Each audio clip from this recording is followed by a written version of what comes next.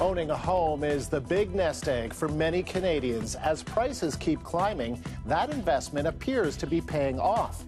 But there's also talk that the market may be peaking, sparking a heated debate over how far and fast prices could fall. Even Canada's top bankers are taking sides. This morning, new numbers will give us a look at the latest trends.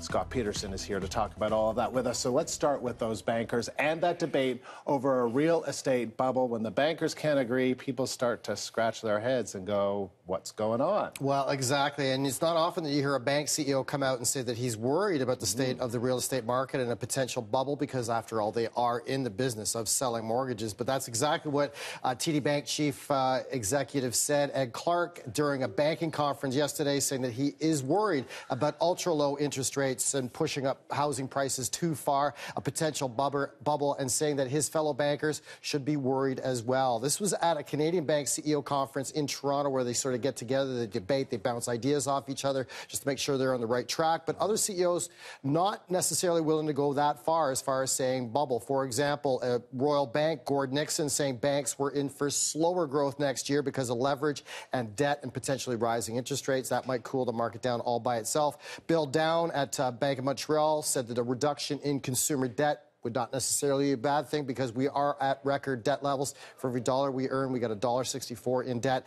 And all this is on the back of, just when you think all this doom and gloom, Teranet yesterday said that home prices continuing to climb 3.8% year over year. So the good times are continuing there. This is despite record high debt levels and international studies that say that Canadian real estate prices are overvalued by the most in the entire world. The problem is that people have been warning about this bubble year after year after year. It seems for the past 10 years or so. And so Canadians, it's a bit of never cry wolf. Yes. They warn us, and then nothing happens. So we'll have to wait and see. But there are some new numbers out this morning that could help us understand better. And the theory goes, as long as these interest rates stay ultra low where they were, we can't help ourselves but to borrow and increase the real estate market. But we are waiting for some of the most important real estate numbers we have access to in the country. This is from CREA, the Canadian Real Estate Association. They are expected out at 9 o'clock this morning.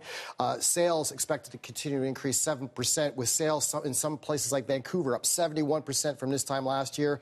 Toronto sales up 14%, and prices as well expected to go up 10% year over year. So good times continuing, and we want to know what everyone else thinks out there, because these are stories that touch us all. We want to know what you think. Are you worried? Are you seeing things in your neighborhood that you haven't seen before? Tweet us at #CBCNN. We want to hear your story and what's going on out there, because we're all, as they say, in this together.